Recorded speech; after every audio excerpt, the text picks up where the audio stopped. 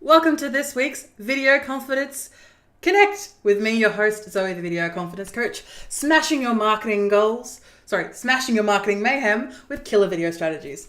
Apologies for the slip up there. I've got currently a new tagline and new elevator pitches I'm working on, and I still haven't got it quite right, but thank you so much for everyone in the meantime for sticking with me. So everything is working, everything is looking good, background's doing its thing, I don't care. So welcome everyone to my weekly live stream where we do everything personal branding and video marketing strategies with me, your host, Zoe, the Video Confidence Coach, and I will do my elevator pitch that I probably should have rehearsed and know off my heart by now, but we'll digress. Feeling stuck trying to build a personal brand that actually turns heads. Women and non-binary superstars deserve more than just cookie cutter approaches to their worries.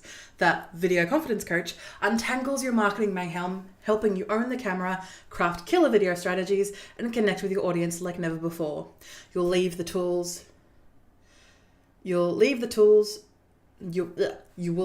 with the tools to show up, stand out, and smash your goals. So I promise I will get that ready by next week so that we can start off perfectly, starting off just boom, boom, boom, all done. So welcome everyone to this week's live stream where we host it every Friday from 10 a.m. to 11 p.m. 10 a.m. to 11 a.m. Australian Eastern Standard Times. I might be a little bit tired and I'll tell you why in a moment. First of all, I want to thank everyone who is watching us live or catching us on the hashtag replay. Feel free to comment however you're watching us, either on LinkedIn or YouTube. We're currently looking at other methods to, say, get back onto Twitch. and other live streaming platforms. So do let us know how you go with that and where you end up catching us from. If you have any questions or comments or thoughts, or maybe even podcast topic ideas that you would love me to cover regarding anything video marketing, personal branding, live streaming, podcasting, social media, whatever you would like to discuss, I am here for you to answer those questions. And you can find out more information about this live stream, about our weekly podcasts and other events and workshops, and also my services and products at vcc.training. That's the whole domain, vcc.training. So you can check that out at your discretion, or usually in the description below. I like to kind of put those there, depending on which platform you're watching on. Before I begin, I would like to acknowledge and pay my respects to the Wadawurrung people of the Kulin Nation, the traditional custodians on the land on which I conduct my business. I pay my respects to their elders past and present, and I stand with the traditional custodians on these lands in working towards a more equal future. Aboriginal and Torres Strait Islander people continue to face discrimination and disadvantage due to our country's colonial past. I stand with them in their fight against injustice, always was, always will be. Aboriginal land. And especially at the time that this is going live and being recorded, it is currently the 24th of January. And on this weekend, we have Survival Day coming up on the Sunday. And it showcases how divided we are as a country, but also just how divided we are as a people. That it is still, that Survival Day is not being acknowledged as what it is and just being taken as the possibility and propaganda to be able to play around with as they so fit. But I digress. It is not that time to get into that this morning. So, but if you do have anything about, if you are in Geelong, I will be at the Survival Day March on Sunday. So I will look forward to seeing you then if you're in the Geelong area. What I have accomplished, what we've accomplished over this past week. So as you can imagine, it is the second to last week, kind of last full week of January 2025. So everything is kicking off. Everyone's back at work, for better or worse. No. Welcome back. It's just, everyone's just making all their problems my problems. But here we are. This is what happens when you run a small business. We've been gearing up for 2025. So our podcasts will be going live not just this Sunday, but the next Sunday, and it will be continually going from there onwards every week. Both the Unboring Your Brand podcast, which is my podcast, and then the Vic Podcasters podcast. So you have the opportunity that if you are a podcaster in the state of Victoria, join our groups either on Facebook or LinkedIn, or you can join our email newsletter for extra perks. And you can learn and grow with us. So I'll get more into that later. But yes, gearing up for 2025 with all the projects that we've got going on, and gearing up for the work that we do here at the Video Confidence Coach. We also went up to Melbourne. Even though Melbourne is realistically maybe an hour and a half away from Geelong down where I am in the bottom of Australia, it is still a lot of it is a very taxing journey to get up there. And back. And some people are able to do it nonstop, like every weekday. Hats off to you. I used to be able to do that, and I just cannot do that anymore. So I think I caught 2 trains and 2 buses to get to where I needed to go. 4, and I'll divulge that in a sec. And then the same back. So it was just, love it. But the reason that I went up to Melbourne was to support one of my mentee clients, who is Nadine Riley, who's an Indigenous artist based out in Fitzroy, and is from the Tasmanian clan. And she does beautiful work. So what I will do is I'll grab some of the pieces that I got that I can have in my hands. So these are just some cards and some earrings. She does original prints of these in acrylics and canvas. And then also beautiful earrings. We've been working together for a while now, and she has come so far in such beautiful time and a beautiful short time, and it was beautiful to see, and the space that she's able to hold this exhibition is beautiful. It's got a beautiful garden out back, so I'm going to be sending her some images and video that we captured while we were up there, so I will make sure to do that and provide those on our social medias, so make sure you follow us on whichever platform you prefer. I'm usually on most of them because of course we are. So hi Nadine, hope you had a beautiful time, and if you are interested in joining, it is in the Maribyrnong Gallery in Glen Iris on 100 High Street. So if you're out there and you're interested in checking out some beautiful Indigenous art, make sure you check out that for the next 2 months. It will be open, not full time, but it will be open throughout those 2 months. There will be another launch on Sunday though, so not this Sunday, but February 2nd. So if you're there, you're there. Beautiful. We've also attended the BX networking group here in Geelong. So BX, I probably should show you. BX, Business Networking Reimagined, is this, the flyer here to help me remember what it's called.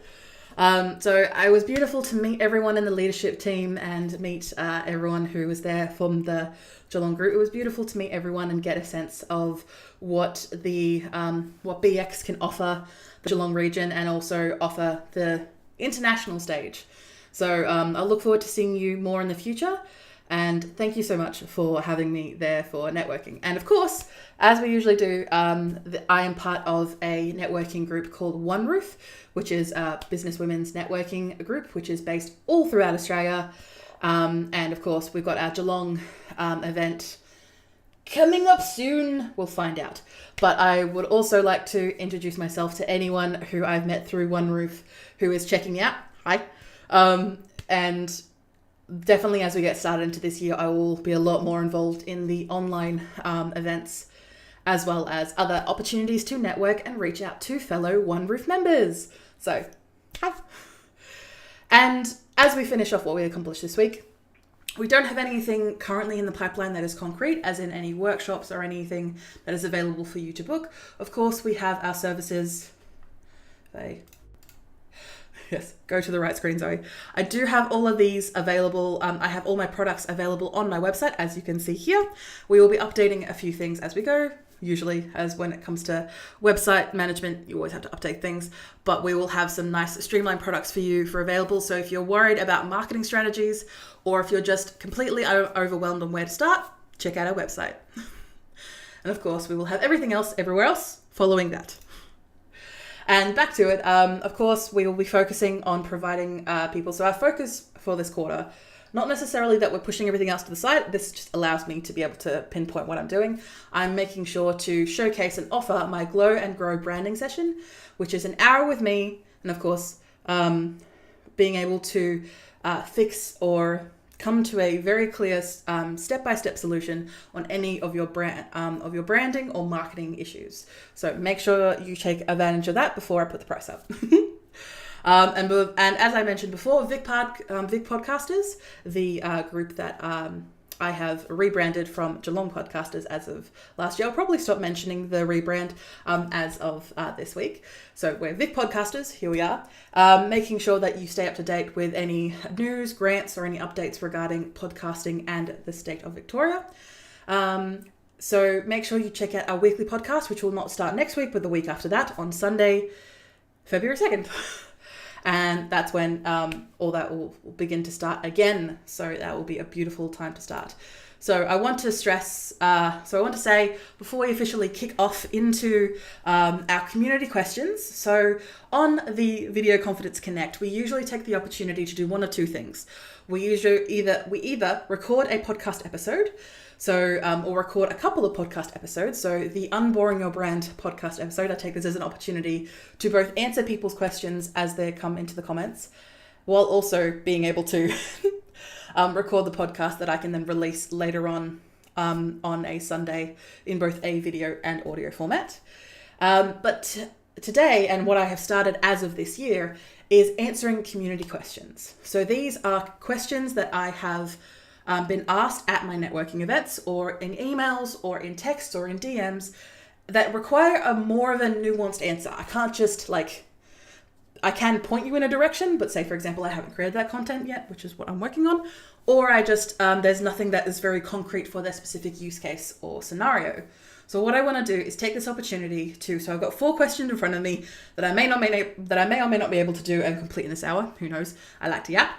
And I'll take my opportunity to answer these questions in nice bite-sized formats that we can provide both on socials, be able to send these clipped up versions to the people that asked me. So then I actually have an answer for you and not just, here is my answer and you're overwhelmed on actually what the answer is, because of course, when I'm talking at networking events or when I'm talking via email, usually there's a bit of a dialogue there. It's not just one simple question and then I kind of bleh everything out at you. I need to understand context, I need to understand nuance, and to be able to do that, I need to be able to ask you questions. I need to be able to listen to what you have to say. And I want to stress now to a couple of people that I've met over this week, but this is for everyone that I come in contact with, not just face-to-face, not just virtually, but whoever I help and serve in my business. I want to stress that you don't have to have the answer straight away. The reason that I ask these questions is to get you thinking about them, not necessarily that you have an answer straight away, but to get you started on thinking of that process. So then when hopefully we do get a chance to work together, you're able to have those answers for me the next time we catch up. Look forward to it. So we'll catch on to a break and then I'm going to get a drink, make sure I'm keeping on top of any comments, and we'll get to the community questions. Being confident in your product service skill and would definitely be a help despite nerves and stage fright. I completely agree, because once, say for example, if you are new in your business, I completely understand. You have both the nerves of, I'm new at this, I could make, there's so many mistakes I'm going to make, as well as being nervous of getting yourself out there in front of the camera or behind the camera to show your business to the world. There is a different special type of fear involving that. But once you have a bit more confident in your own skills to be able to produce the product or service that you actually do in your business, then you can rest a little bit more on your laurels and give yourself a little bit more of a hug going, okay, this will be okay. I can do this. Because you will have a bit more confidence in the work that you can produce and the clients that you can help. And hopefully, if those clients that you've worked with or customers that you've sold to are able to give you good feedback, that'll even give you even more robustness to be able to be like, okay, I know what I'm doing. I'm okay with this. And welcome everyone to our commonly asked questions, or community questions as I like to call them. So let's start off with the first question. So these are just questions that have been asked from either networking events I've attended or DMs, my emails. Essentially everything just gets filtered into the one list. It gives me a bit of context of who asked the question, so I'm able to answer it better for you when I chop this up and be able to send you an answer. And also to be able to provide answers to people who come across these questions or want the answers to these questions in nice bite-sized formats. So start off with question 1. I feel pulled in a million directions. How can I prioritize my marketing efforts to have the biggest impact? So thank you so much for asking this question. And I completely understand, because I was definitely, when we met in person, so this is one I met in person, I was definitely feeling the aura of feeling overwhelmed. I completely and utterly understand.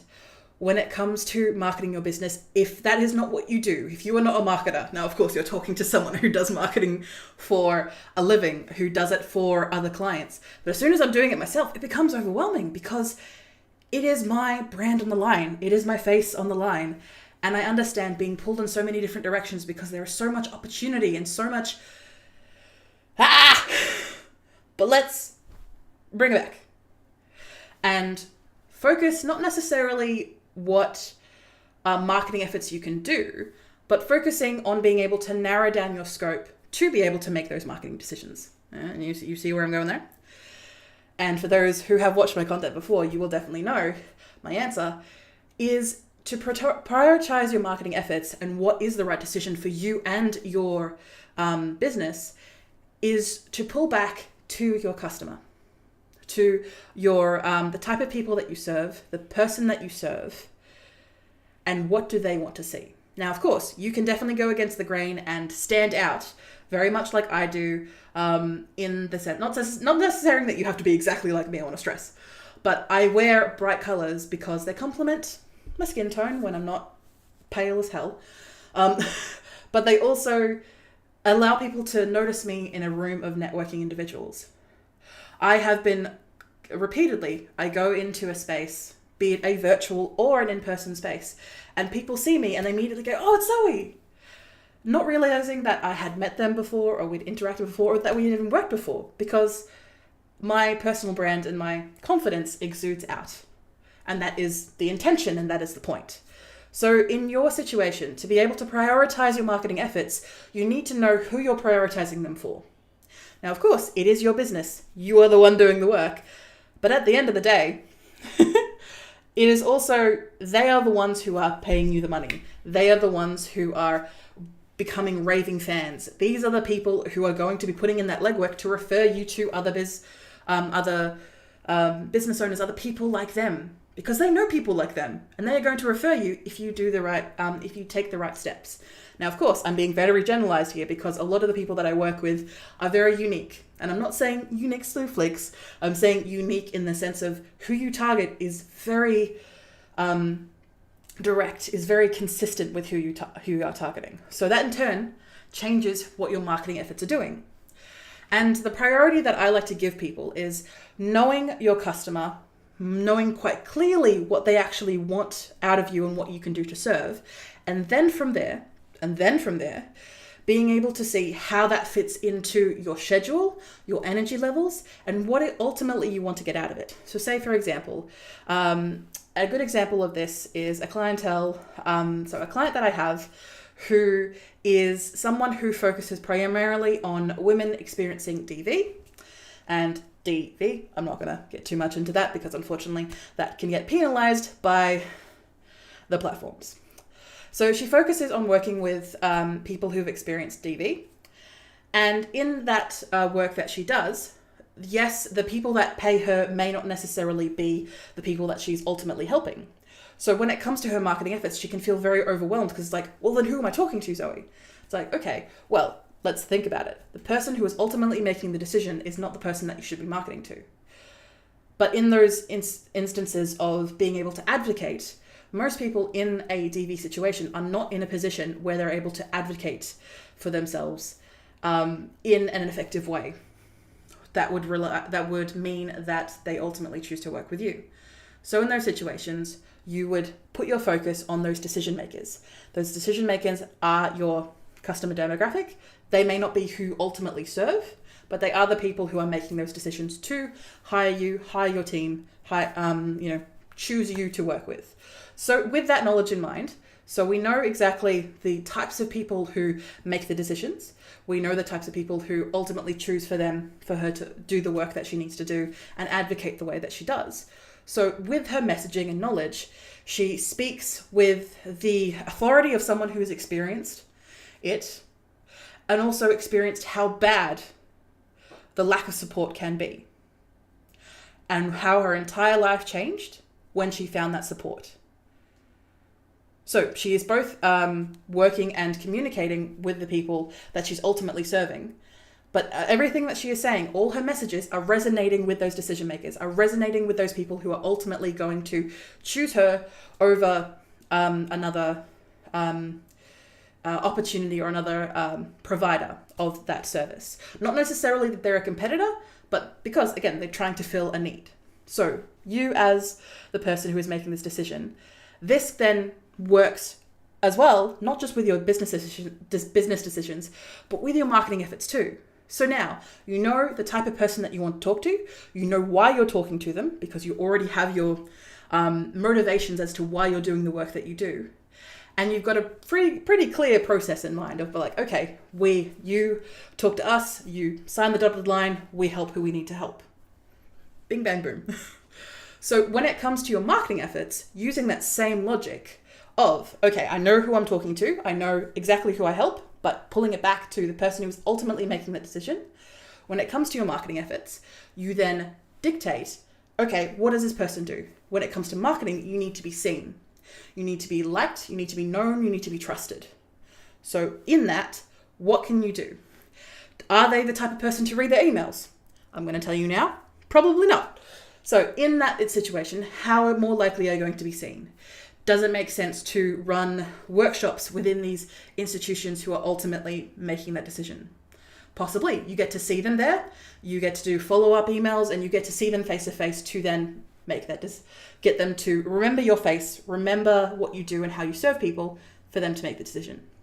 Would providing a podcast or a live stream make sense, where you can have a much bigger piece of content that eventually trickles down to smaller pieces of content to help with the point of recognition? So what does that mean? Essentially, when you're marketing, you can't just see something once. As a bystander, as a citizen, as someone who is not marketing a business, you see something either in an ad, or you hear about something on the radio, or you hear something mentioned by someone else once, and you go, yeah, oh, that seems like something that I need. Okay, and then we kind of brush it off. Because as humans, at the moment, we are currently experiencing a minimum of 1,800 ads per day, give or take. So to be able to stand out, especially, again, for that decision maker, those person or persons who are ultimately deciding to work with you, you need to be able to stand out. So to do that, let's figure out exactly where they get their information, where they can see your face, your name, your colors, the other aspects of the branding and the work that you do. And they also need to be, honestly, constantly reminded that you exist.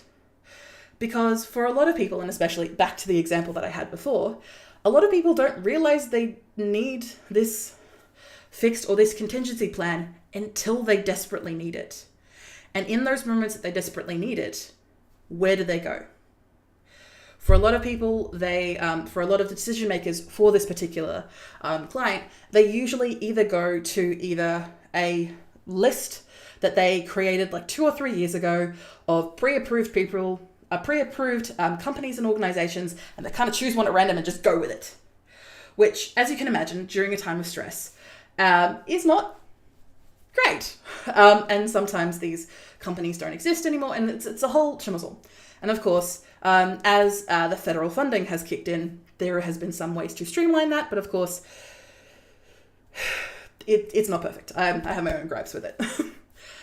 But in those situations, where are you going to be seen? Not necessarily at that point of pain and stress, but where are you going to be seen that people are going to be reminded of the help that you can provide, the service that you can do, the alleviation of overwhelm, of pain, of stress, of these people that you work with? Where are you going to be seen? Now, for example, with another clientele, that's a good example, and a way that I've broken this down when it comes to prioritizing your marketing efforts. Because again, we already know who we're talking to. We already know when it comes to, again, the people that you serve and the decision makers are sometimes the same person. If, like, for example, I'm a coach, usually the person that I work with ultimately and in small businesses, the women and non-binary superstars that I work with, are usually the same person. The person who is deciding to work with me and the person who is benefiting from the work that I do are usually the same person. But in your case, in the business that you do, or the products that you sell, the services that you provide, that may not be the case. For example, if you work in, say, children's toys, or manufacturing of gifts and playthings for children. The ultimate person that you're serving is the child. The child gets a beautifully handcrafted toy that is safe, that is going to last a long time, for example. That's the ultimate use case, the ultimate beneficiary of the work that you do. But the person who is deciding to do that is the parent, is the grandparent, is the family member, is, again, you can see how this is growing, and that's who you focus to. Yes, you showcase the smiles and the laughters of the, people who benefit from the work that you do. But when it comes to your marketing efforts, pinpointing to that decision maker is above all what you should be focusing on. And because trickle-down economics doesn't exactly work in real life, and neither does it do in practice. But in this moment, when it comes to your marketing efforts so you can have the biggest impact, figuring out where those decision makers are going to eventually see you and recognize you and remember you is where you put your efforts. So say, for example, I worked with a client who we needed to get the C-suite of her company to see how useful she was and how beneficiary the work that she's doing was. So then when she kept going for her promotions, they would just say yes, and she would go up and up and up. So to do that, we found out the type of people that were these decision makers. We made sure she appeared on all of the podcasts they listened to. We made sure that she appeared in all of the ads for that local area of Melbourne.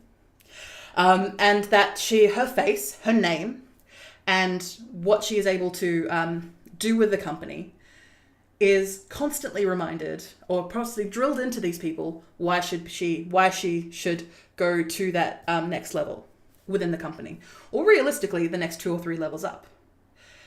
And it worked. She was able to secure that promotion, but instead the competitors paid her double.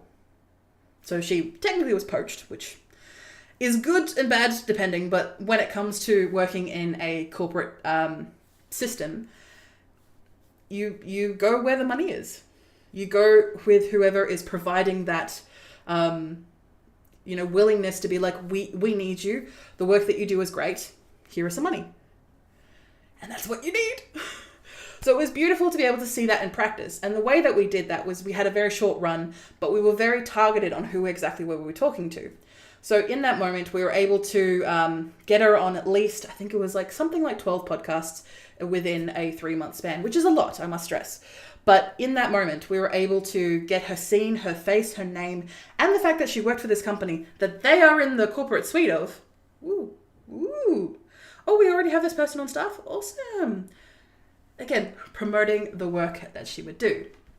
So when it comes to how you can impact this in your business and in your personal brand, is figure out who those decision makers are, being able to understand in the, what I like to call output, because you can do all this work and you can do all this theory and work, but you need to test it out.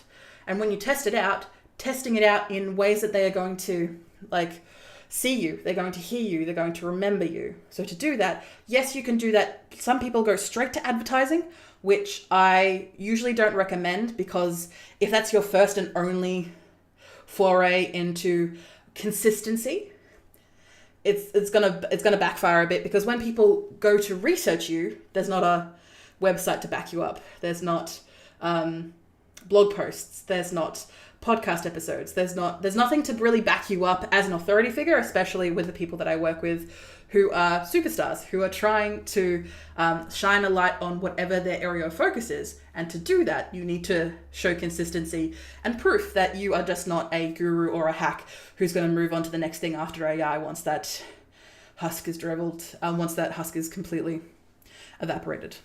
I digress.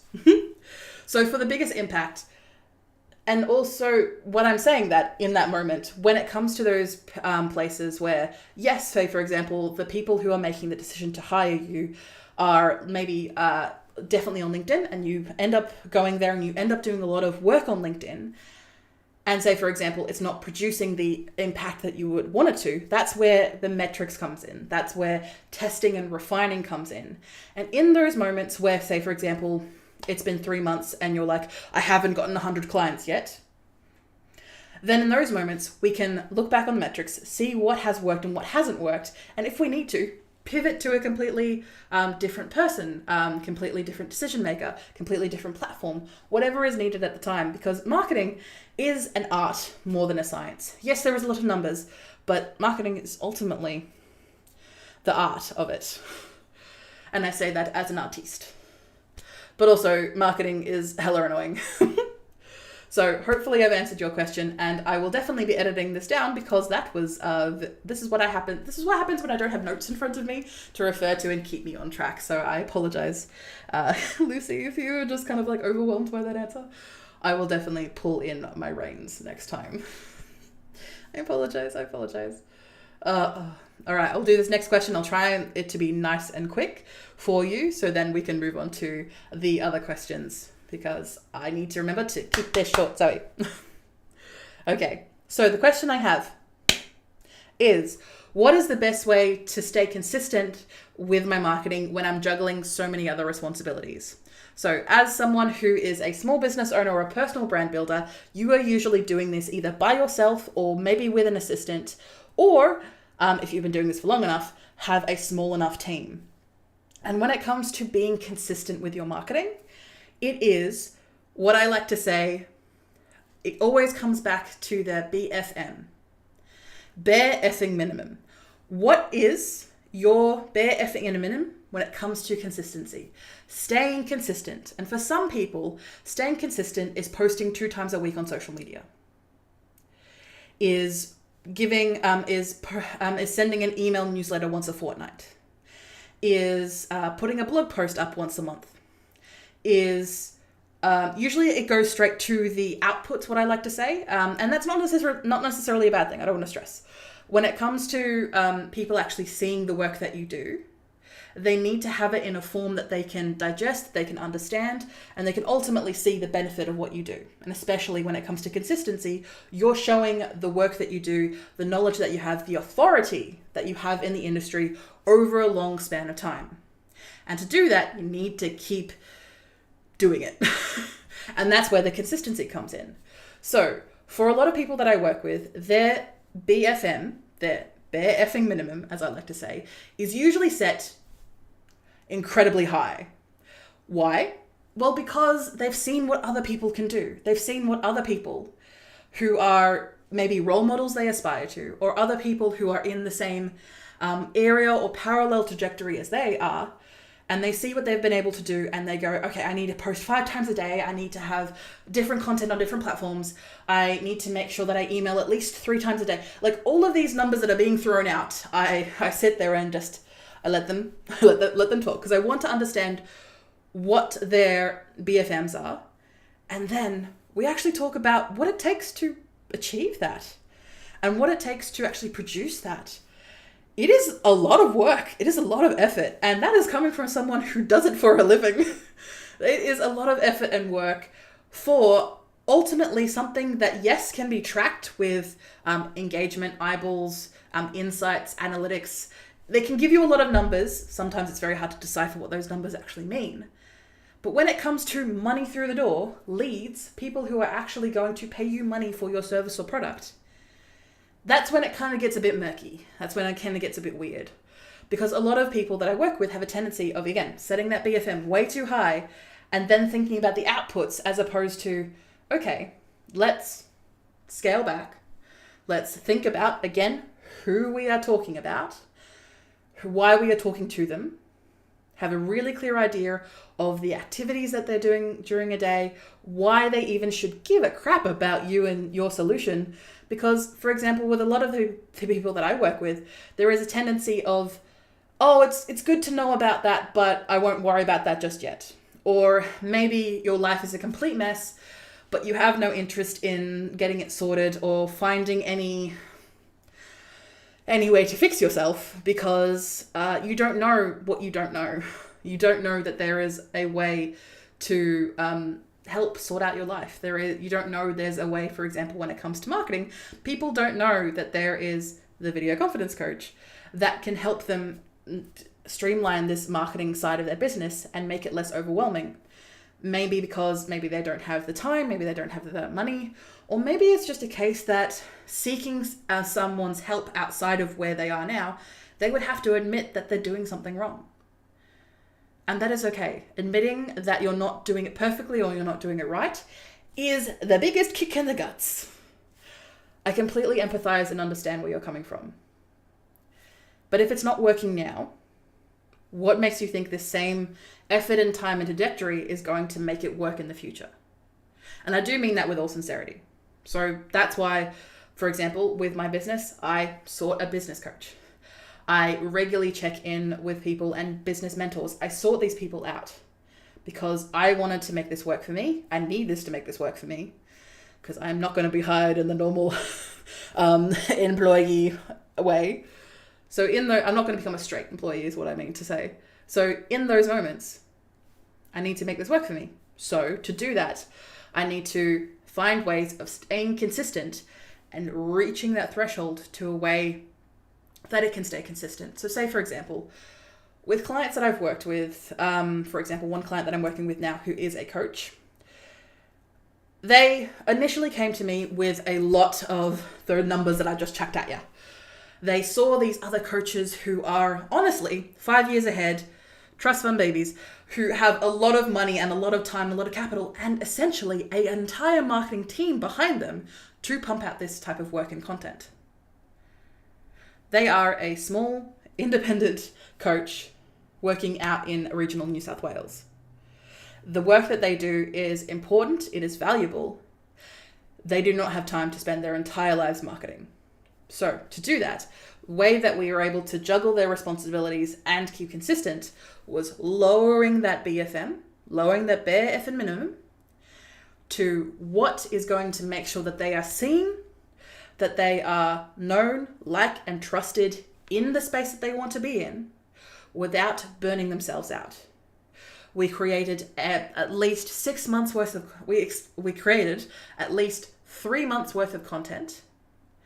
And for the past 3 years, we've just had that on repeat. The same posts on social media, a little bit of tweaking here and there, depending on the climate, or when I say climate, I don't mean temperature climate, or the one that ours is burning. I mean climate as in the culture of what is happening either on the platform or what is most pressing to her customers, her avatars, the decision makers of the work that she does. We have honestly been using that same content, that 3 months worth of content, for 2 to 3 years. As that bare effing minimum.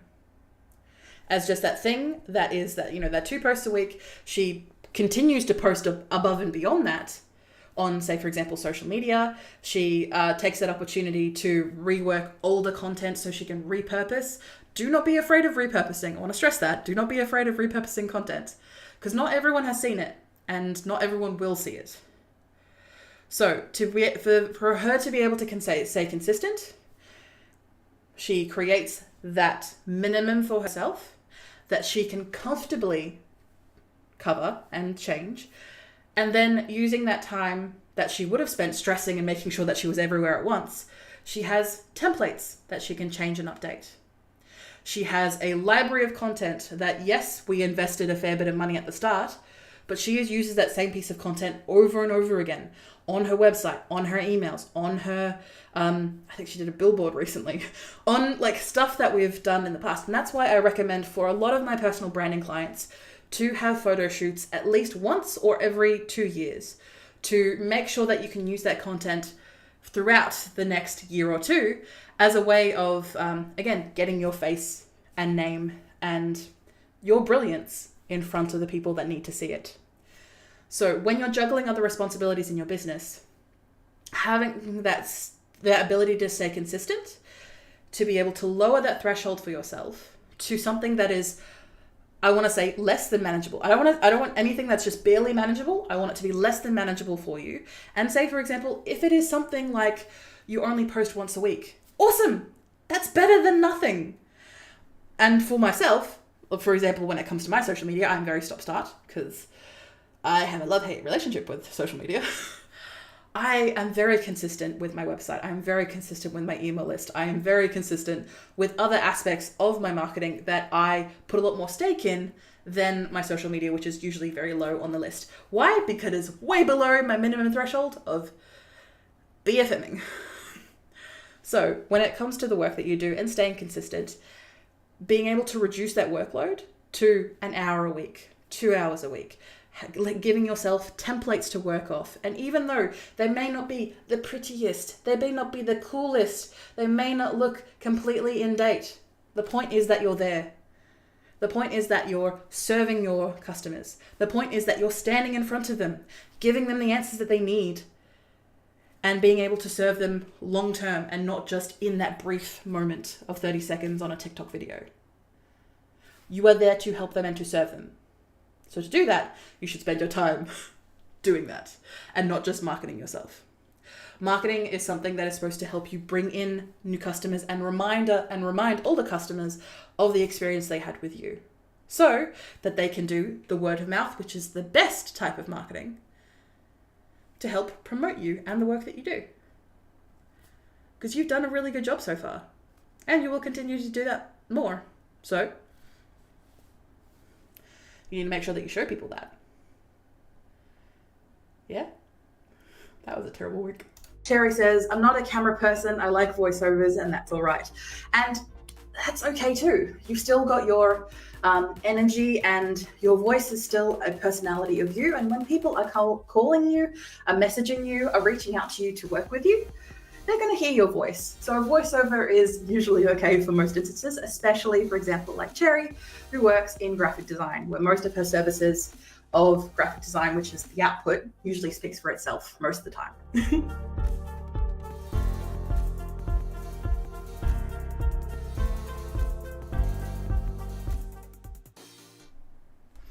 And welcome back. Now we've got 2 more questions before we finish up today. So the first question I have, and I haven't told Zoe, send to yourself. So I was using this as more of a proof of concept, so that's why it's still got the watermark back there for anyone who's interested. I'm just like testing out this process to begin with, so I didn't really want to pay for backgrounds if I wasn't using them just yet. So that's why that is there. Focus, Zoe. Stay put. So the question that I have that I received via email in a longer list of questions. So if you do have any questions for me regarding video marketing or personal branding, and you just have a couple too many questions, feel free to email me. Emailing me is the best method because I see my emails. I inbox zero them and I actually do something about it. So check those out. So one of the questions that I had was, what are some practical tips for repurposing content so I can save time while reaching my audience?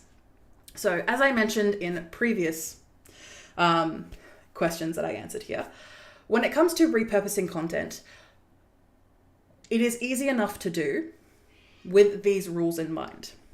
Repurposing your content is essentially using content that you have either used in the past or content that you have expressly created for the purpose of reusing it again multiple times in the future. This in the marketing industry is what we like to call evergreen content. Content very much like a pine tree is something that's going to last all year round. It doesn't relate to the season or a recent event or some major news or changes, because that can become dated with time. So the ways that you repurpose this content is a couple-fold. You can use the same either image, video, or GIF, and then just change the description to relate to a recent event or maybe an update for you and your business, whatever that may be. You can use the same, video, but then, for example, maybe take some sections out, move some like B-roll, which is the video that rolls on top. That is usually not someone talking, but the atmospheric video, as I like to call it. So, for example, people, doing the actions that they may be talking about, or vice versa, or maybe some stock video. Again, when it comes to video, the repurposing capabilities is actually quite massive, mainly because you have so much time to play with.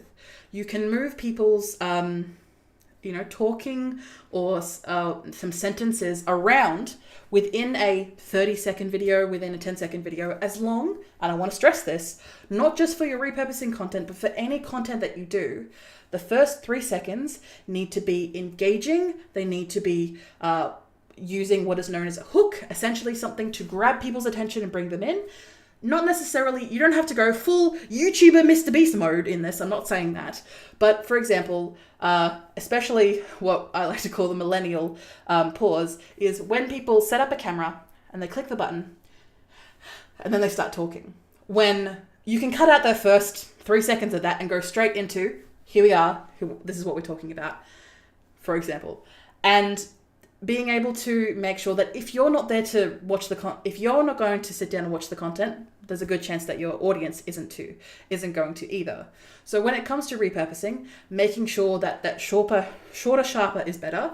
Repurposing longer form content into shorter form is always going to be better than none, because the longer form content you have spent probably a lot more time on, or it is easier for you to do to get an idea and just keep going at it, rather than thinking of short, sharp 10, 15, 30-second clips. AI and other assistants and people can do that for you. So if you need to, feel free to reach out to me and I'll definitely do a podcast about that for you. And then when it comes to repurposing and reaching an audience, it is okay to repurpose things wholesale as long as they are over 72 days old is usually my rule of thumb. Now, of course, it can be less, it can be more. What I mean by this is that a lot of people, especially for social media context, but this can be email marketing, this can be on your website, this can be content that people say have paid for in a membership sort of organization, or maybe even in groups, be them forums or on social media platforms, what have you. Being able to share the same content from, say, just over 2 months ago gives you enough time, because not everyone would have seen it the first time. People are not necessarily always checking in and keeping engaged when they're scrolling on social media. So if they see something again, humans like to remember patterns. So in those moments, you can use that opportunity to be able to be like, it's the same video, but it's coming up again on your feed because I've posted again recently. And that allows people to be like, oh, I remember this. Oh yeah, I was gonna follow this up. Or, oh, what did she say last time? That gets them thinking not just about you and the message that you are providing, but also allows them to actually remember to take action if they were going to, or be able to take that opportunity to actually either research or further in depth into you and your personal brand.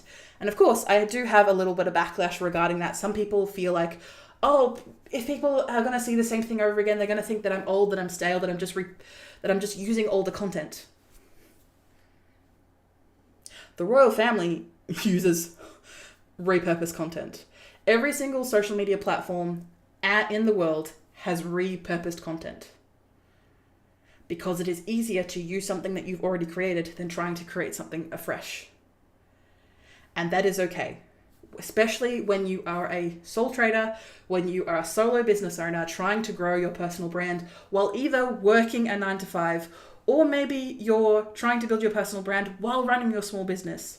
You do not have the time or the luxury to be able to create new content every single week. So in those opportunities, having what I like to use for my clients, a content library of posts and subsequent descriptions, to be able to use that content that was either very popular in the past or very relevant in the past, or something that I was just personally proud of, to use that opportunity to share again in the feed, to again remind people, get up to that 17 touch points of your brand, being those people reminding of what you do and what you can do for them, to engage with you and follow you.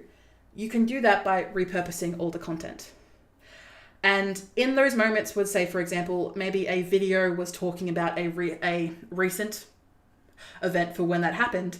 You can just cut out the context and then leave with the message. You can cut out that context. Maybe it was talking about such and such that had happened recently, and say, for example, that a news event or that cultural change for your customer was 6 months ago.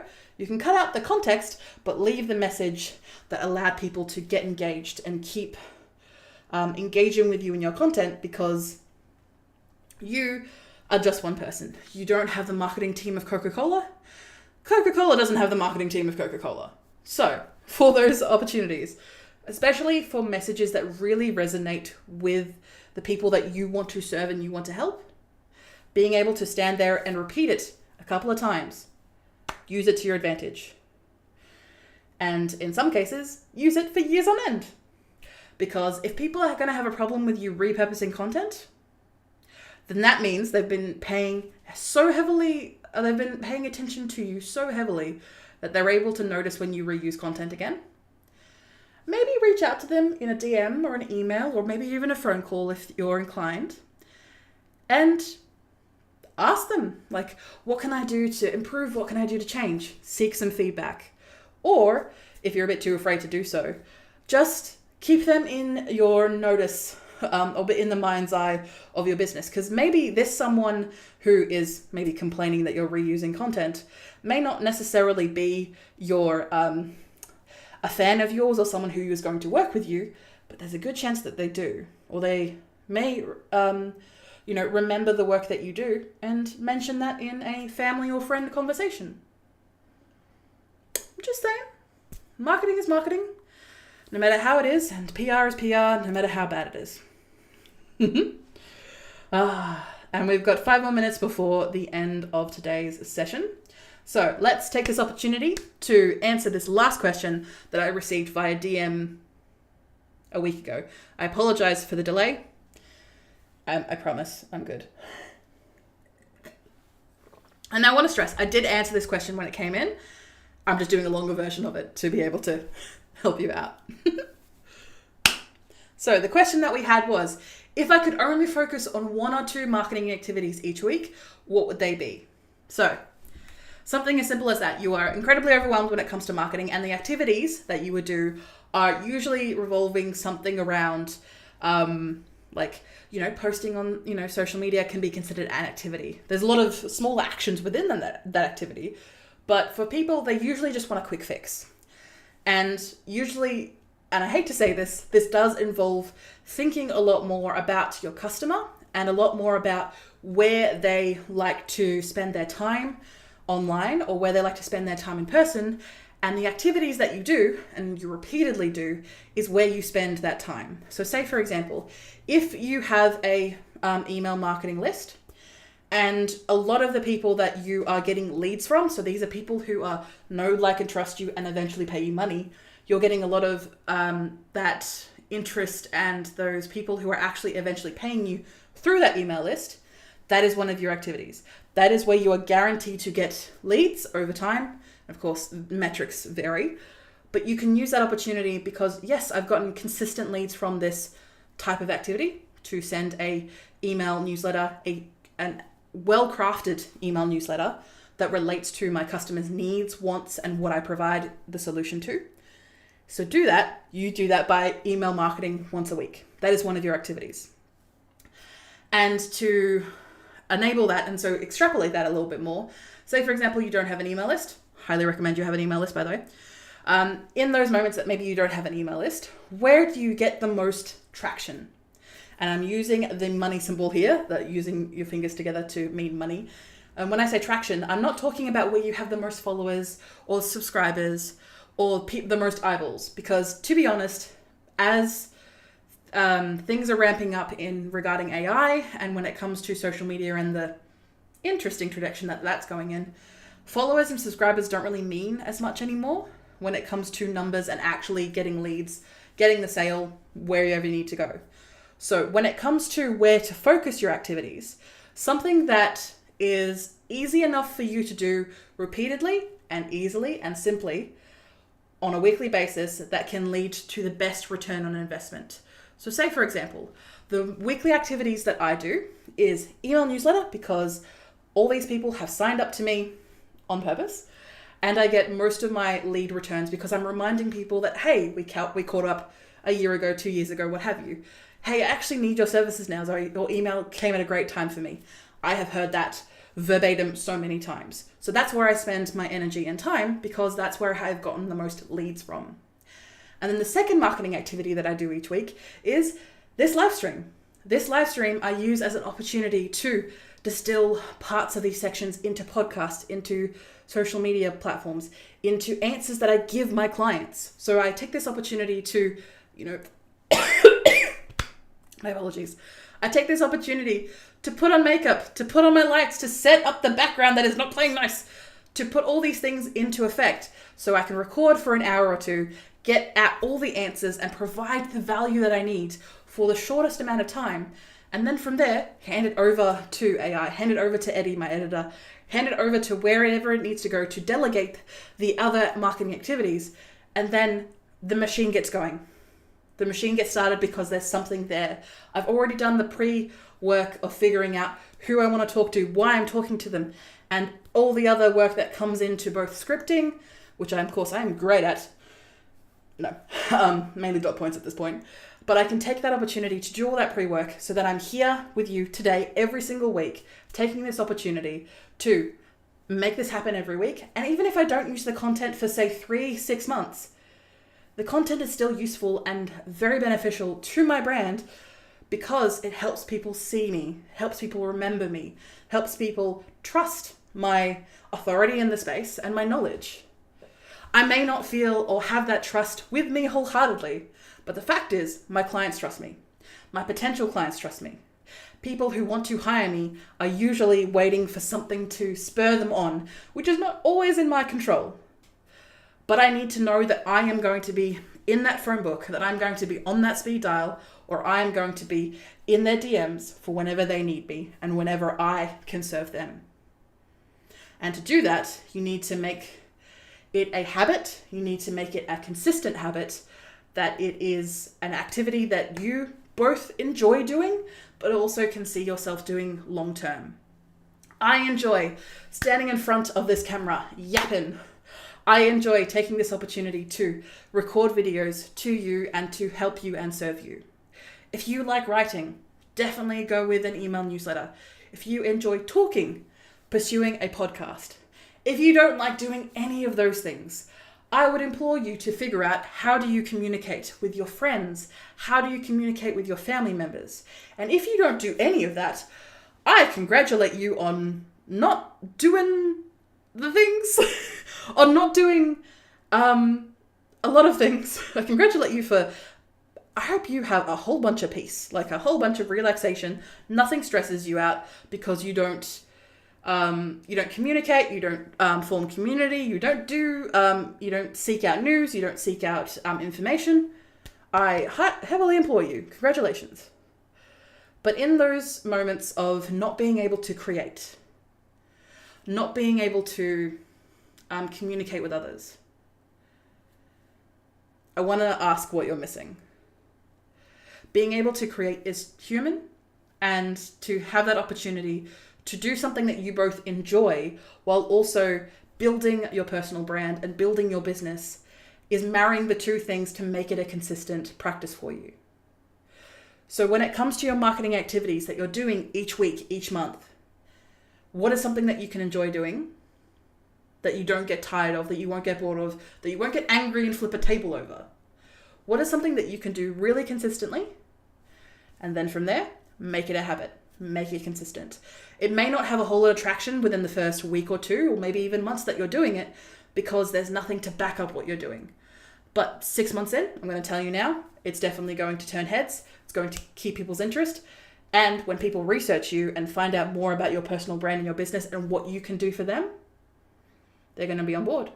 Why? Because you are there. You are consistent.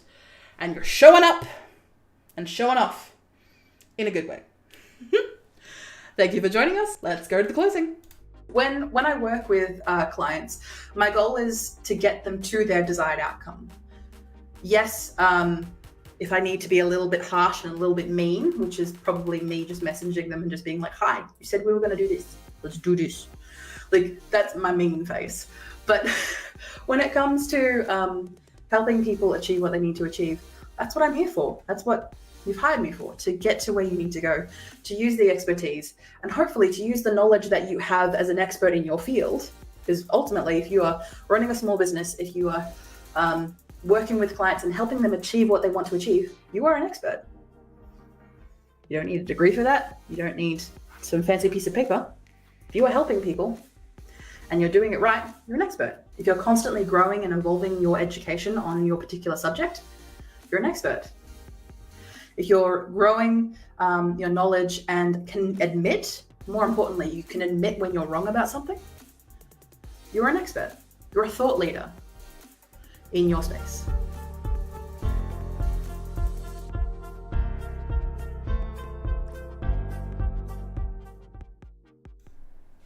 And welcome everyone to the end of the session today. My watch was saying, hey, good workout.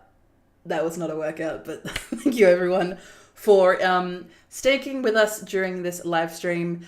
And thank you for all your comments and questions and thoughts, or make sure that you have the opportunity, if you haven't yet, to put any comments in the description below, #replay squad, or you can email me or DM me, which people kind of prefer to do at the moment, which is totally fine, where I can answer your questions right here on the live stream. If you've missed any part of today, maybe you went to have a cuppa and then came back and then you missed some bits, do not worry, this live stream will be available in perpetuity until we all crumble into dust for your enjoyment on YouTube and LinkedIn. So if you find, also you will find the show notes in the description. We'll give you a nice big rundown. If you prefer to read, you're not much of a yapper and you're not much of a listener, you can definitely read the information and the transcript down in our show notes, down in the description below at vcc.training/video confidence connect, because that's where you are.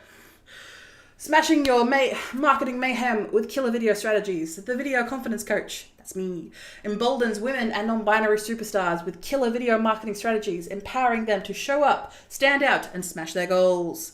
So I'm going to stop moving around because my watch is still thinking that I'm in a workout. I want to thank everyone for joining us today. And like I said, if you have any questions, feel free to reach out. I do my best to answer all of my questions that get posed to me. And I am probably going to turn on my aircon and I'm going to have a nap because it has been a long couple of days. I apologize for not being centered in this one yet. I'm still figuring out the new layout and I'm playing around a little bit with the TV that I was just gifted, to play around a little bit with the moving or still image and having a bit of fun with what I can do with that opportunity. So apologies for moving a little bit today. I've been trying to make sure that I was centered for you and your enjoyment. I will give you a beautiful kiss and hope you enjoy the rest of your week.